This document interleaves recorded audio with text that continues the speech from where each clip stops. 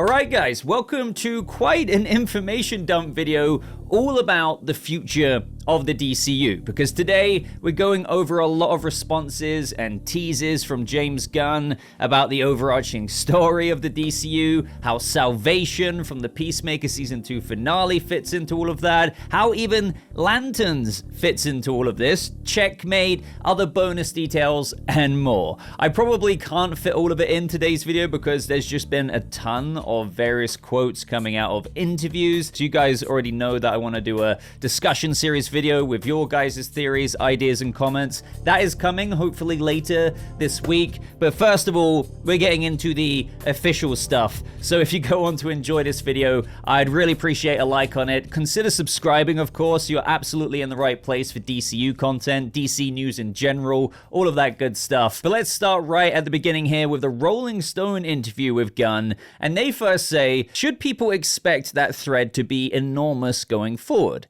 Yeah. So since you said you're setting up the semi-sequel to Superman, Man of Tomorrow, should people expect John Cena's fate, Peacemaker's fate, to be addressed in that movie? And Gunn replies, no.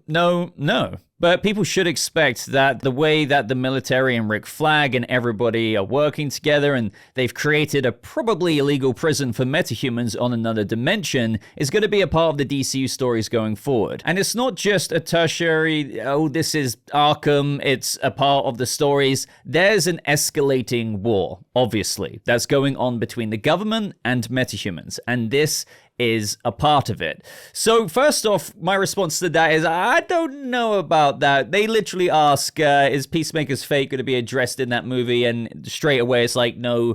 But at the same time, Gunn speaks to Screen Brief, and they ask him, since this season ends on a cliffhanger, are you already planning a third season of Peacemaker? And this has been on everyone's minds. There's been quite a few conflicting reports about this that I've seen going around. No Peacemaker Season 3, but yet you get stuff like this where Gunn says, no, this is about the wider DCU and other stories in which this will play out right now. That doesn't mean there won't be a third season, never say never, but right now, no. This is about the future of the DCU, and Peacemaker's still an important character. Not to mention, they also ask, will John Cena or any other Peacemaker stars be returning in Supergirl or Man of Tomorrow? And he says, well, we'll have to see. And he laughs. That's a secret. So I think he will, to be honest. I think, given that Salvation is basic, that whole thing was tying into Man of Tomorrow. I just don't see how you open that doorway to Salvation again and you don't get some kind of continuing storyline with Peacemaker. But before I get ahead of myself, I do think Peacemaker will be returning in Man of Tomorrow. I just don't think Gunn wants to quite literally go out there and be like, oh yeah, you're gonna see him. You're gonna see him at this point in the movie, that point in the movie. And as for a third season of Peacemaker, I totally get what you're saying here. I think that is very, very true.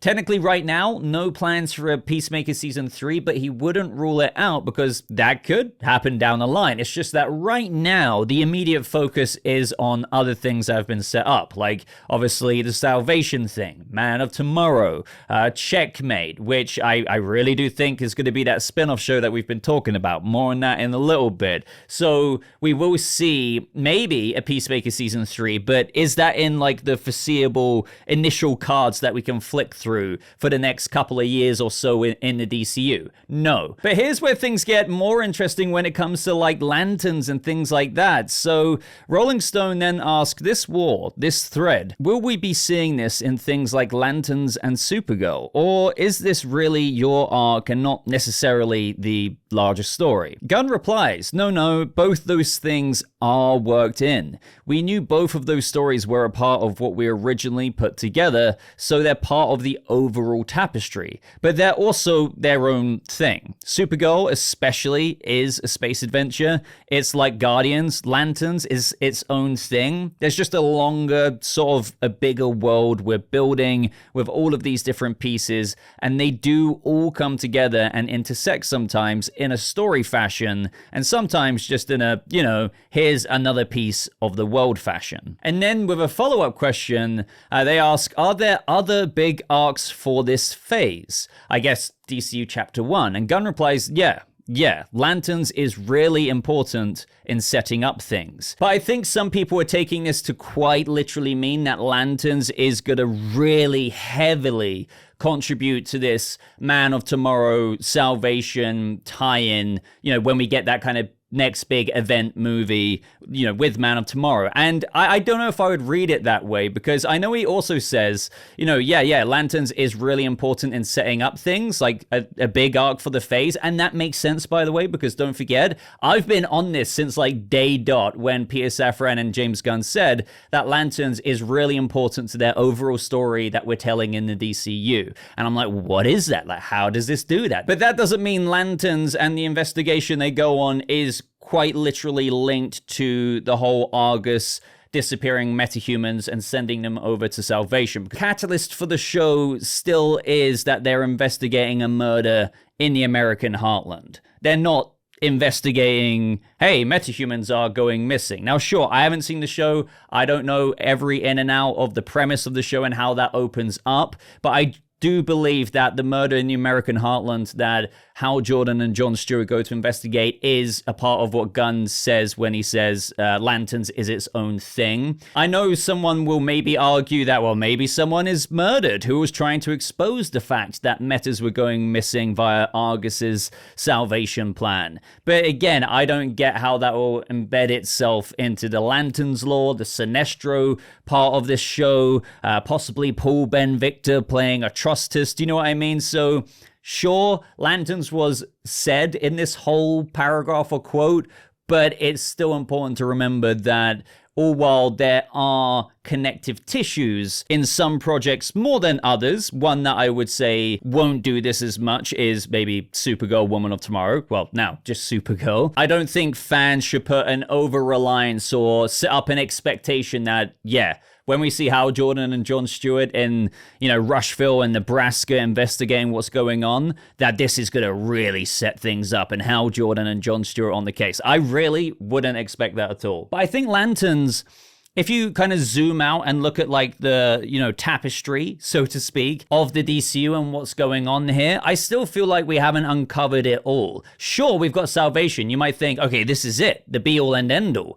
But we still don't know what the larger threat is. Sure, you've got the kind of training ground of the new gods from the comics here that Rick Flag is sending metas to. But I think maybe Lanterns is going to kind of perhaps, in terms of that connective tissue, in addition to its own story and Lanterns lore that it's going to dive into and whatever this murder is, it could uncover the piece of the puzzle that we might have missing maybe. And this is why you might see people or news pages on social media report that Lanterns is quite connected to all of this. Because the next quote we have from the screenbrief.com has them asking, this episode includes two major reveals. Can you talk about the decision to bring the Planet of Salvation and the Checkmate Agency into the DCU? So Gunn replies, yeah, those are the two things that were always a part of this season. Even before I sat down with the writer's room at DC Studios, I had sort of mapped out what I thought the general story was, and two important aspects of that were Checkmate and especially Salvation. Those were things I had pitched to everybody when, even before we came into DC, I pitched it to Michael DeLuca and Pam Abdi, to Casey Bloys and to David Zaslav. Then, after we came into DC Studios and met with the writer's room, we kind of worked things out a little bit more, so that was always pretty instrumental in the overarching story that I'm telling in the DCU. The other shows like Lanterns is very connected to all of that. It may not seem like it, but it is all very connected. Now, I know this isn't a dedicated Lanterns video, so I'm having to resist the urge of bringing up, okay, so what is this ancient terrifying mystery? What is this ancient horror on Earth that Hal Jordan and Jon Stewart discover? Like, those are literal, that's me paraphrasing what the show is about, in addition to the murder in the American heartlands that sets all of this off. I think, yes, it's all connected in the ways I've just been rambling about, but I would look at it as the next piece of the puzzle that connects to the Salvation puzzle piece, and maybe that will unfold things even more. We've already got one of those pieces of the puzzle that is kind of important overall to this story, and that is now Salvation revealed to us. Now, I know people were thinking, is this still Brainiac? Could it be Mongul? Could, like, you know, since Gunn is saying that Salvation is adapting the concept, which, you know, again, as I always say here, adaptations don't copy and paste, so the concept of it is being adapted. What if, a bizarre kind of thought here, what if Salvation is obviously the place that they're adapting from the comics where Rick Flag here is sending all metas to, but it's also somehow maybe not a new God's training ground, but Gunn's got to implement some kind of war world thing there. Maybe Mongul uses it as a place. I'm not really being too serious here, but I think the reason why I say all of that is to demonstrate how we should maybe be thinking outside the box rather than, okay, well, Salvation in the comics was a training ground for the new gods. This means we're getting Darkseid turning up, and that's what is going to be discovered. I don't think it's that straightforward. But obviously, at the same time, I have no bloody idea, truly, what Gunn is going to do with how he's taking these concepts, but he's going to implement other concepts from other stories and other characters into all of this. But going down the rabbit hole even further with Salvation, we have the screen brief asking, what is it about the Salvation Run storyline that made you want to incorporate it into your DCU storytelling?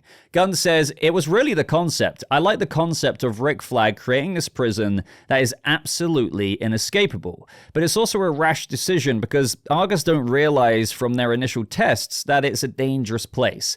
In the comics and in our DCU, there are hints of it being dangerous. But I also like the idea of being able to create this other environment where people that are considered bad metahumans are going to have to figure out a new way to create a society. That was what was always interesting for me. I really liked the concept of it from the beginning when it first came out. Now, Rolling Stone say here, poor Chris, poor Peacemaker. That planet he's on doesn't sound so uninhabited.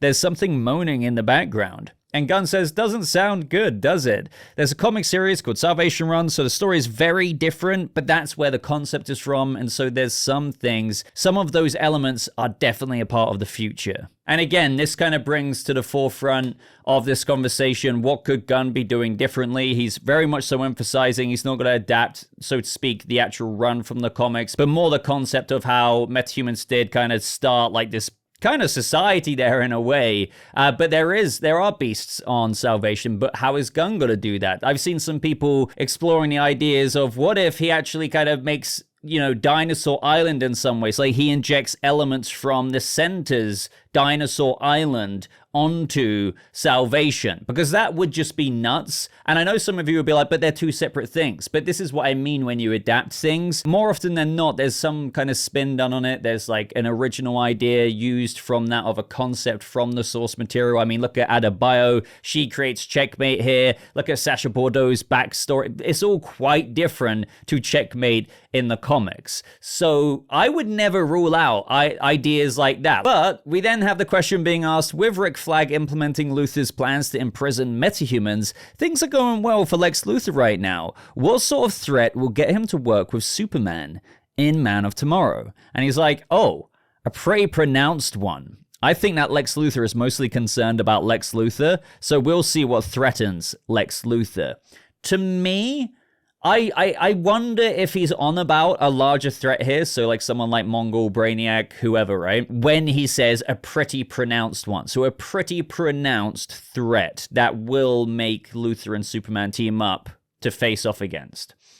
I am wondering, like, is that just like the threat of Salvation, or is it the threat of another character in addition to Salvation? The reason why I say that is because all while I keep going on about adaptations, not copying and pasting here, and Gunn saying that he's using Salvation Run as more of a concept, Luthor does get sent to Salvation, and just because he's not adapting the whole story of Salvation, he still may take the concept and some ideas from Salvation Run. So, for example here, Rick Flag Sr. actually backstabbing Lex Luthor and sending him to Salvation. I am not remotely confident about that, but when he says, I think that Lex Luthor is mostly concerned about Lex Luthor, well, Luthor would not want to be sent off and exiled to a planet where metahumans are being housed. It's basically his very idea to imprison them, like F them off to some other place, and now that's going to be his living hell. He already hates being in a prison where metahumans are there, as we know, but why would Superman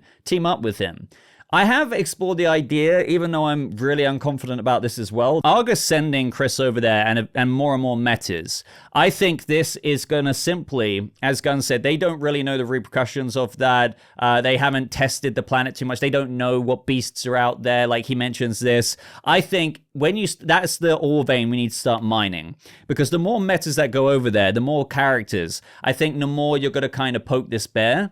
And the more that the bear's poked, I think, even though Luthor loves this idea, Rick Flag likes this idea of this metahuman prison world, it's going to awaken a larger threat. And that is what is going to unite Lex Luthor and Superman together, because, as Gunn says here, it's a pretty pronounced thread, and Luthor is mostly concerned about Lex Luthor, and I guess that could pertain to, well, if a larger threat's been awakened, one that kind of not only threatens humanity, but guess who's a part of humanity and kind of on Earth?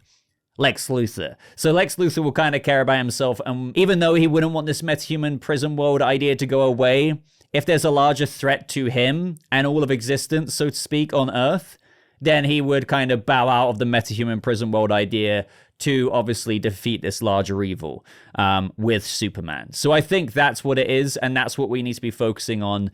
Who would Gunn adapt as kind of this being, this character who would be awakened from more and more of a population building on Salvation? Is it really? Is it going to really be the New Gods? Or, as I kind of was going over earlier, is Gunn going to kind of make Salvation's, the planet, pertain to some other set of characters? Is it Brainiac's thing?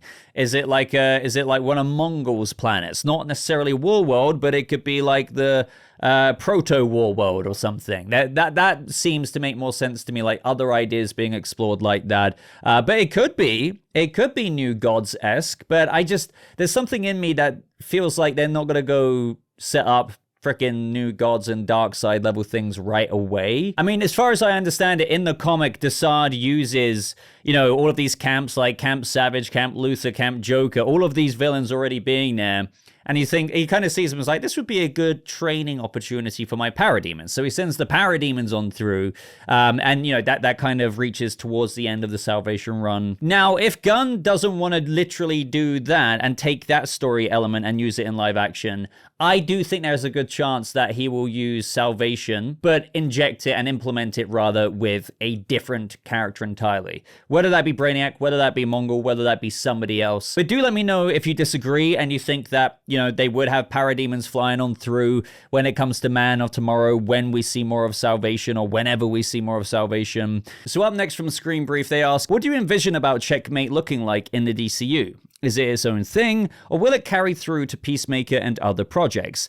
Gunn says you'll definitely see Checkmate carrying through the DCU. They're a thing now. They're a part of what's going to happen. And I think they're going to be really, really good at what they do. When we see them next, I think their circumstances will be a little bit different than the startup they're at now. Now, to me, that reads like, as I said, when we get to Man of Tomorrow, when we see them next, Checkmate, I think they're going to be quite busy. They're already, like, the wheel's going to be spinning, and they're going to be making a difference. Now, this is where things kind of reawaken the secret DC project that I've been on about for a while, and Gunn has really been referencing for a while. So Rolling Stone here says, are you going to announce a Checkmate show with the new team formed at the end of the season? Or are we just left to wonder how this is going to carry forward?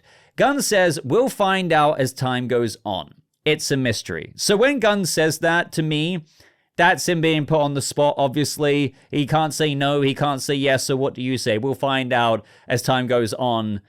It's a mystery when literally being directly asked, is this going to be a show? Well, guys, I have to say it. I do think Checkmate is going to be this secret show. Whenever I talk about this, I have some people in the comments always saying, oh, I think that secret project was referring to a movie. I think that secret project was really Superman. It's like, no, these are quotes not too long ago about the secret project that nobody knows about, and it's a show. Gunn has explicitly stated that it's a show, and I'm going to read those two quotes out just to cement it in even more. Gunn says, well, yes, I can say a couple of things. I can say that probably the next movie we're going to be making is probably the follow-up to Superman, which I don't want to get into too much detail on, but that's probably the next film we're making. Well, hopefully we're making the Batman 2 before that, and then we have another TV show, which nobody knows about, which is going next. And then he talks about all the other stuff that's in different stages of development. Quote number 2 here, I was just meeting with the writer and director of a forthcoming secret DCU project that we're doing. And he goes on to discuss how he was talking with that creative about the amount of characters and the superheroes they're doing and the superhero costumes and the cost of that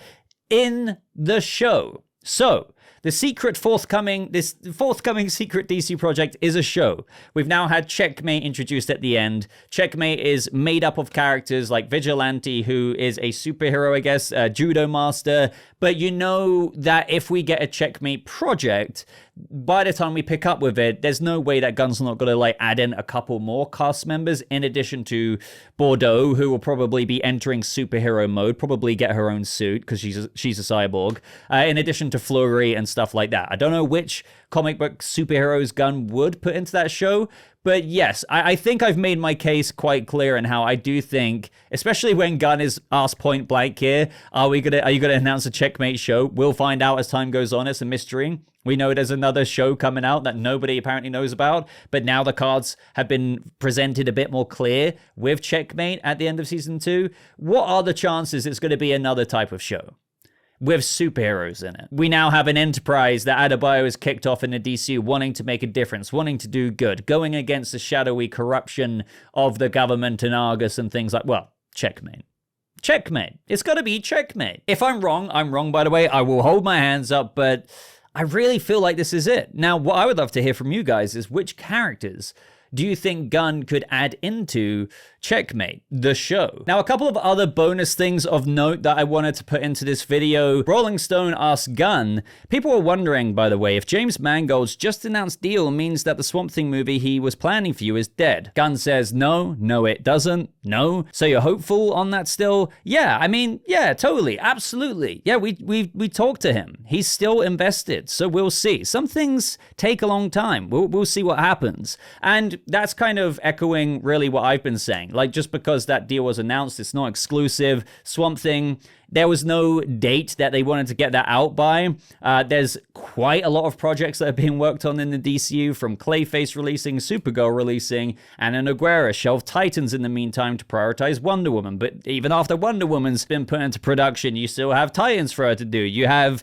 like freaking Paradise Lost. You have Booster Gold. All of these things. And it's like, yeah, we'll get Swamp Thing when we get to it. Now, the Waller series is in a little bit more of a dire situation than what I thought. But now he said, in response to the question, what is the status of the Waller series and might Checkmate be involved with that? Yeah, it's been a rough road, and he laughs. There's a lot to say. It's like, so yeah, you know, sometimes things just happen and it's like butter and it's so easy and you're getting great scripts and it's just, you know, straight off the bat. And other times it's just a rockier road. And as I said from the beginning, we'll never greenlight something where the scripts aren't working, and we just haven't had that yet with the Waller show.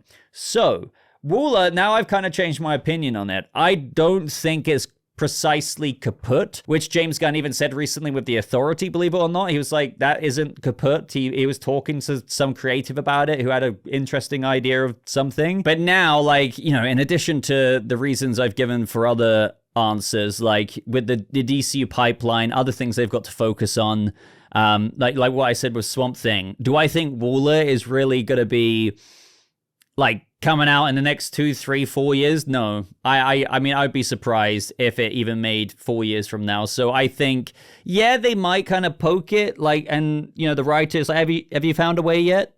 You found it? No? Okay, that's fine. We'll just still carry on with this other stuff. Waller isn't technically dead, but it's not something that is going to be draining all the resources over at DC Studios. Now, Screen Brief asks, what will dictate which DCU projects you choose to direct yourself?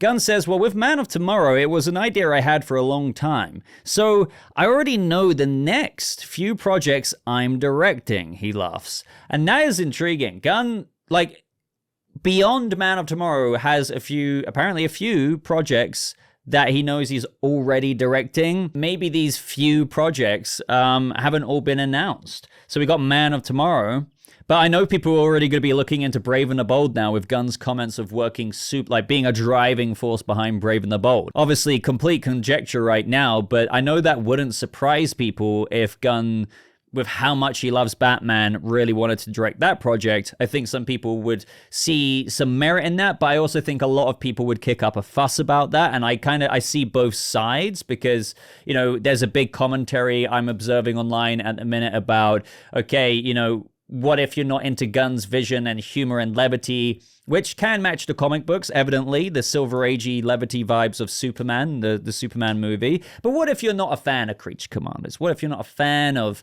Superman? You're not a fan of Peacemaker Season 2? Well, that's why I've always said, don't forget, the one thing I really respect Gunn for is, in addition to his own vision, you are now going to get the next 2 years of director-driven visions that aren't Gunn. And they're not going to be kind of studio cookie-cutter movies where each comic book movie feels like the next one. He really, if there's one thing that Gunn knows that he shouldn't do, is that's to make every movie in a cinematic universe feel the same. So you have a bit of a different flavor, a director vision, like an auteur vision, as they say. So Clayface will feel like a James Watkins movie. Supergirl will feel like a Craig Gillespie movie. Swamp Thing one day will feel like a Mongul, you know, that kind of thing. Lanterns will not feel like James Gunn. And that's one thing I think is going to be great for the DCU. That's only healthy in my mind, because movies that are more creative, director, writer driven than studio dictated are always better off for it. But yeah, now we know that Gunn, obviously Gunn's going to continue to direct and be a creative. Don't forget, just because he's the co-CEO doesn't mean that he's not an artist, a writer, a director as well. So not shocking.